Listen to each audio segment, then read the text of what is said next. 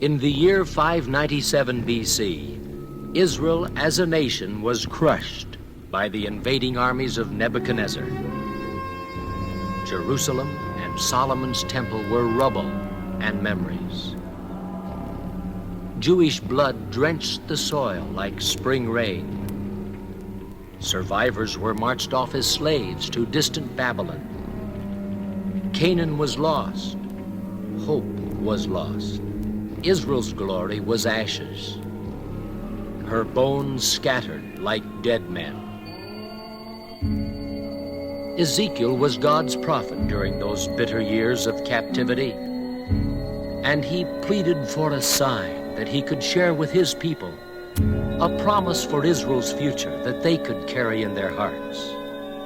The Lord answered Ezekiel with a vision. It was recorded in the Old Testament 2,500 years ago. It touches you and me today. The power of the Lord was upon me, and I was carried away by the Spirit of the Lord to a valley full of old dry bones that were scattered everywhere across the ground. And then he said to me, "Son of dust, can these bones become people again?"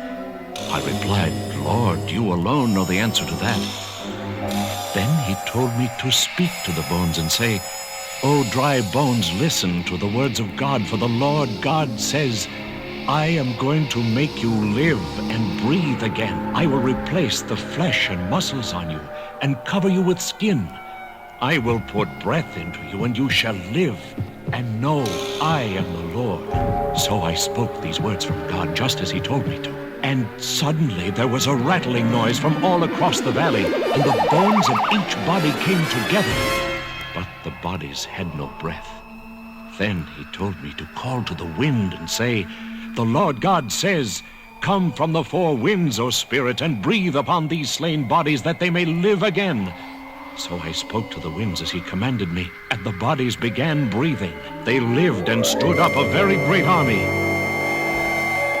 Then he told me what the vision meant. These bones represent all the people of Israel. They say, "We have become a heap of dried out bones. All hope is gone." But tell them the Lord God says, "My people, I will open your graves of exile and cause you to rise again and return to the land of Israel. And then at last, O my people, you will know I